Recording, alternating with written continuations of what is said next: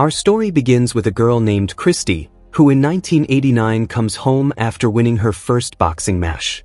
But her mom just ignores her. Only her brother seems happy about her victory. At the dinner table, nobody's saying a word. Christy asks why everyone's so quiet. Her mom speaks up and says, "Pam Doolin called me and said some horrible things about you and that girl Rosie. You told me she was your teammate and best friend. But now Pam's taking her to a priest to get her straightened out, and we should probably do the same with you. And if she keeps this up, her mom and dad won't help with her rent anymore." People were talking about Christy and Rosie. That's why her parents don't want her seeing Rosie anymore. Because what she's doing isn't normal. They want a normal life for her. But Christy goes straight to Rosie anyway. Rosie tells her she has to go see the priest, or else Pam's going to cut off her allowance. Later, while playing basketball, a girl calls Christy a lesbian. Hearing this, Christy starts beating her up. Her coach tells her she can't stay on the team if she acts like this. Christy says she started it, but when the coach asks what the girl said, she can't bring herself to say it. That night, Christy gets a call from Larry, a boxing promoter from Bristol who saw her at that contest. He asks her how she'd feel about making her professional boxing debut. Christy tells him she's a basketball player, not a boxer. She only did that contest for fun. But when she hears there's a $500 prize, Christy shows up at the boxing tournament he mentioned. This is the first time she's fighting a professional boxer. Christy beats her with pure power alone. Afterward, they hand her the $500. Larry says, "I loved what I saw out there tonight, and I've got a trainer who wants to meet you. Why don't you come up next week and meet him? Have a look around my gym, work out with him, and if you like it, I want to promote you and get you some more fights." Larry tells Christy to bring a family member with her. He's indirectly telling her not to bring Rosie. So Christy shows up with her mom. The trainer, Jim, talks to them rudely at first. But when Larry comes over and introduces them properly, he speaks more respectfully. Still, Christy doesn't want to train with him anymore. Her mom talks some sense into her, saying they're offering you a place to stay rent-free, a job, a trainer, and you're ready to quit all of it just because some man said a few mean things? I thought you were tough. So Christy starts training with Jim. Jim tells the male boxer across from her to bust her up. The boxer goes and punches her in the ribs. But Christy knocks him out with one punch. Even Jim's impressed by that. After that, they give Christy a caravan to live in. Christy starts training with Jim, working out, living alone with just her dog. But one day, when she's eating a burger at a cafe, Jim walks in. The waiter comes to take their order. Christy wants pie, but Jim shuts it down, saying, "I don't need a fat fighter." He tells her, "You work harder than most of the men I train, and maybe I'm gonna make you the best women fighter in the world." When Christy gets home, she finds Jim has sent her a gift. It's pink clothing. She puts it on and gets ready for the fight. Jim says, "You look cute." They head to a boxing ring set up in an open field. Christy fights. The fight goes from evening all the way into the night. Christy knocks out her opponent and wins. That night, she calls Rosie and tells her everything about the fight, saying, "I found my thing." But Rosie tells her, "I can't do this long distance anymore. And I met a guy." Hearing this, Christy hangs up the phone. She puts all her focus into training and fighting. Along with training with Jim, she's also learning by watching videos of male boxers. Then one day, after winning a fight, Christy kisses Jim in her excitement. A few days later, while playing pool, Jim tells her she plays too aggressively. But boxing is like chess. You have to play moves. Jim also tells her to grow her hair long. "You'll look prettier with long hair." And here it's revealed that Jim talked to Christy's mom, and he knows about her and Rosie. He asks her, "Why don't you have a boyfriend?" The next morning, Christy wakes up in Jim's bed. That evening, Jim calls her over again. But Christy isn't happy about any of this. With a heavy heart, she calls her dad. She doesn't tell him what's going on, just says, "I want to come home." Christy goes to see her father. But Jim shows up at their house too. Christy says, "I said I'd try it out for 6 months, and I did that. But I'm not able to make a living out of it. Larry can't find women to fight me." But Jim tells her Lenny Del Percio in Florida wants to promote you. He can get us fights, and when the time is right, I'll make the call to Don King, who was a big name in the boxing world. Hearing this, Christy goes with Jim to Daytona, where an apartment is arranged for them. Christy starts training there.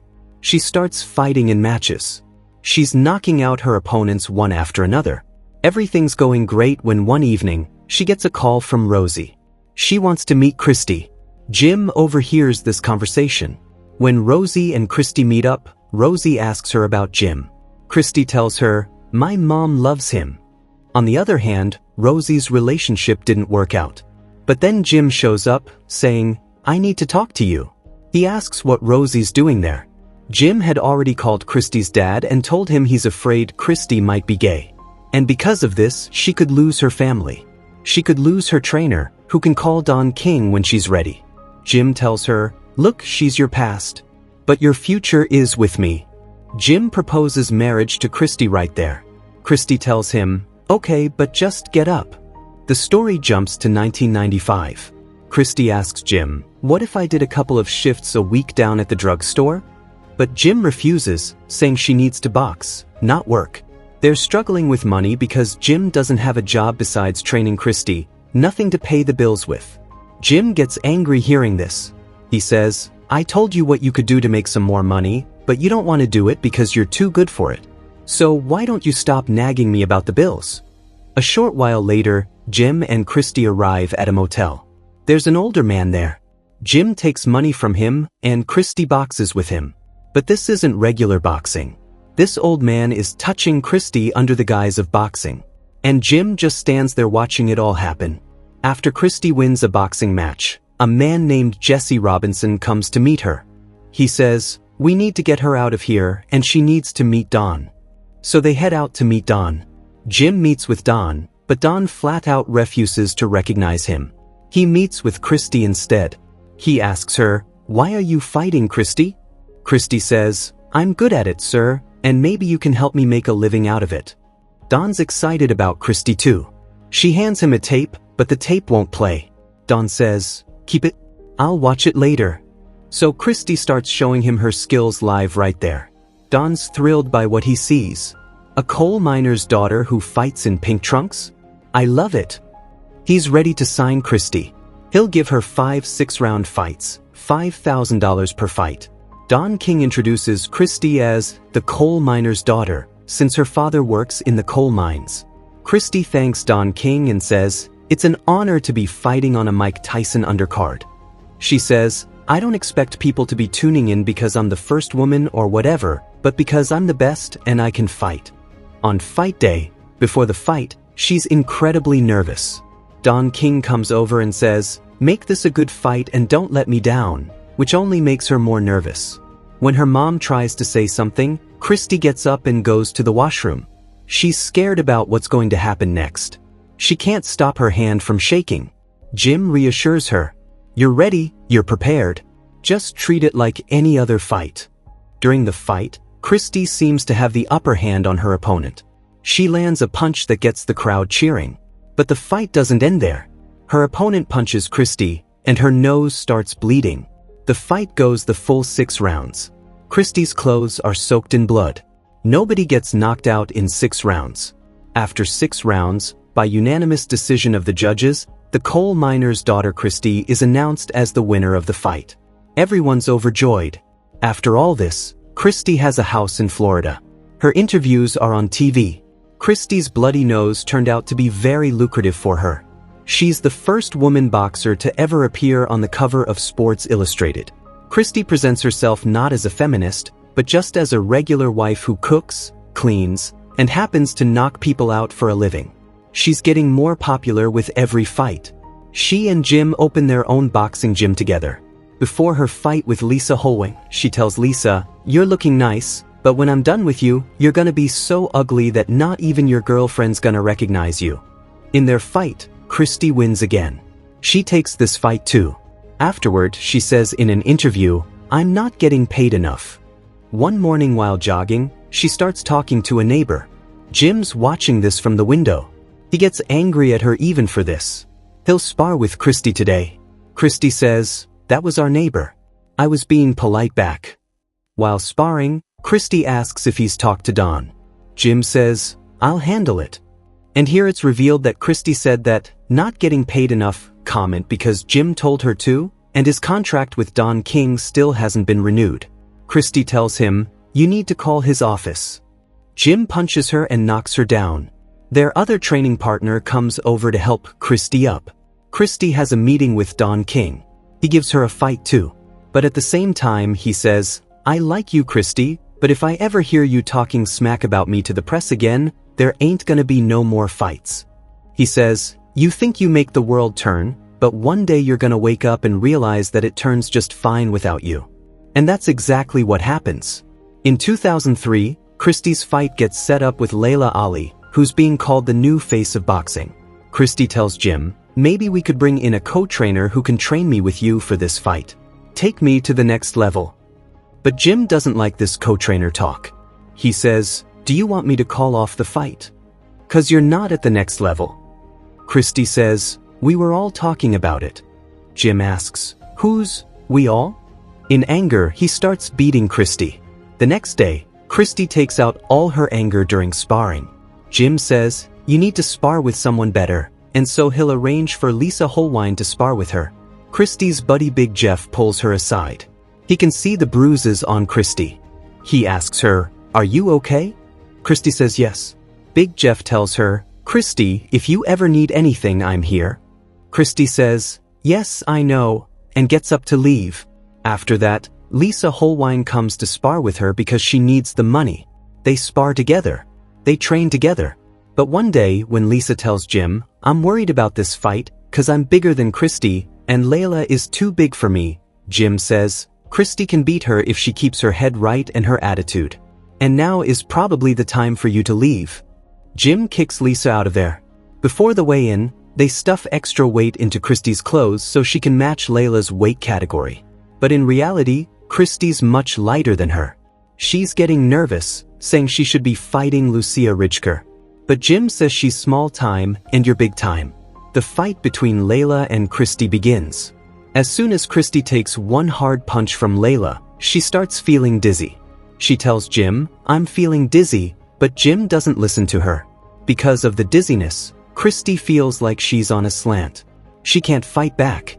She can't get her balance back. Layla's beating her down completely, and Jim isn't willing to give up. Nobody wants to see this. Layla wins the fight, and Christy's left in tears. The story jumps to 2010. While training, Christy says, "I'm not feeling great." Jim tells her he's arranging her fight with Lucia Rijker, but he doesn't have the details yet. Just stay ready. Sometime later, Christy asks about the fight again. But Jim starts checking Christy's phone, saying, "Every time I pick up your phone, your hairstylist's been calling, and you just got a haircut." Christy says, "I got a haircut 2 months ago. Then it grew, and maybe you'd understand if you had any hair to cut." Hearing this, Jim grabs Christy by the throat. He's completely spiked. On Christy's birthday, when her parents come over, Christy pulls her mom aside to talk. She explains her situation. "Jim knows everything I do or say inside the house. He must have the whole house set up with hidden cameras. And he's angry at me all the time. He's making videotapes of us doing stuff, and I don't want to be here." Christy tells her, "I got this fight with Lucia Rijker coming up, and I'm gonna get out of here with that money." She asks her mom for help with all this. But her mom says, "You sound crazy. Jim told me that you've been messing around with some kind of drugs." She won't listen to a word Christy says, just tells her, "Get your act together." Christy starts crying. Her life is getting worse and worse. Big Jeff comes to her again and says, "You're like family to me, and I'm worried about you." He tells Christy that Jim has been skimming money off of her fights, and he thinks he's giving it to his ex-wife or his kids. And Big Jeff knows about the videotapes too. He heard about it from the young boys at the gym. Christy says, "I gotta keep this Rijker purse away from him." But Big Jeff tells her that fight's not happening. Jim's been lying to Christy the whole time. In anger, Christy goes to confront Jim. But Jim grabs her and throws her down right in the middle of the gym. Christy says, "I'm leaving you." But Jim tells her, "There is no Christy Martin without me." When Christy comes home to pack her bag, Jim tells her to unpack it. But Christy leaves anyway. She calls Rosie to meet her. She tells her, "I'm gonna leave Jim, and I haven't told anyone about this because I don't have anyone." Right then, Jim starts calling. Christy picks up. Jim knows she's with Rosie right now. He can see them. So Christy and Rosie go to a hotel. But Christy can't even sleep there. She gets up and goes outside. She watches the sun rise. But when Christy comes back inside, her phone's filled with messages. Big Jeff tells her Jim sent her picture everywhere. He's telling everyone that Christy's leaving him for a woman. Rosie says, "Come with me. I'll call my friend Sharon who's a lawyer." But Christy says, "I'm going back home. I'm not going to run away and hide. That's my house, my things, and my gym. I'm not gonna let him push me out." Christy sits on Rosie's lap. Rosie doesn't know why she's doing this, but she makes her memorize her phone number. Christy goes back home. When she sees Jim, she says, "My head hurts, so I'll talk to you after I take a nap." That night, the sound of the television wakes her up. She immediately calls Rosie and tells her everything. But Jim walks in. Seeing the look in Jim's eyes, Christy hangs up the phone. Jim attacks her with a knife. He stabs her multiple times. Christy's screaming in pain. Jim pulls the battery out of her phone and everything else. He even breaks the landline phone in the house. Christy's writhing in pain, and Jim sits down with shaving cream on his face. He pulls a gun from the drawer and shoots Christy. But by some miracle, Christy doesn't die. She gathers the courage to stand up. Jim's in the shower, so he doesn't realize anything. Christy grabs the car keys and gets outside. But she accidentally took Jim's car keys, and Jim's car is parked behind Christy's car. In this condition, Christy makes it to the middle of the road, where she gets a ride from someone and goes to the hospital. She remembers Rosie's number, so she gives it to the nurse. Shortly after Rosie arrives, Christy's family shows up at the hospital. But her mom's not happy to see Rosie there. She takes her outside and tells her, "You need to leave. Christy doesn't know what she wants, and you are the reason this is happening." As soon as Christy wakes up, she asks about Rosie. The police had arrested Jim, or else Christy's father would have killed him himself. Her mom says, "Everyone is saying that you're gonna leave Jim for a woman, and now you need to say that you were with a different Rosie, who's just a friend." Hearing this, Christy says, "You might as well have pulled the trigger yourself." She says, "I tried so hard to be the daughter you wanted me to be. But look where I am, Mama." Christy spends some time recovering in the hospital. The doctor told her to walk with a walker, so she starts using it to walk around. And this is where Lisa comes to visit her. Lisa asks, "Who is Rosie?" Both of them start laughing. Christy knows that people are gonna tear her apart, since she spent half her career trash-talking the women she fought. Now people are gonna laugh at my face. But Lisa tells her, "Maybe they won't. You're just expecting the worst from everyone." Christy says, "I want to fight again. I want the ring back. In there, I'm calm. Everywhere else is chaos, but in there it's quiet, and I want it without him." Lisa wishes her good luck, and right there, something happens between them in that moment. Sometime later, Christy goes back to her gym. One of her buddies apologizes to her because he was never able to stand up for her. Everyone shares a big hug. Christy convinces everyone that she needs to get back in the ring and fight as soon as possible. Training hurts, but she doesn't stop. She also gives her statement in court against Jim. She tells Jim, "Look at me. You stabbed me, shot me, left me on the floor to die. But you came up short." Jim Martin is sentenced to 25 years in prison without parole for second-degree attempted murder. And Christy is now a boxing promoter and an advocate for victims of domestic violence. She married Lisa Holwein in 2017. And with that, friends, this story comes to an end right here. Let us know in the comments how you liked this explanation. And don't forget to like the video and subscribe to the channel.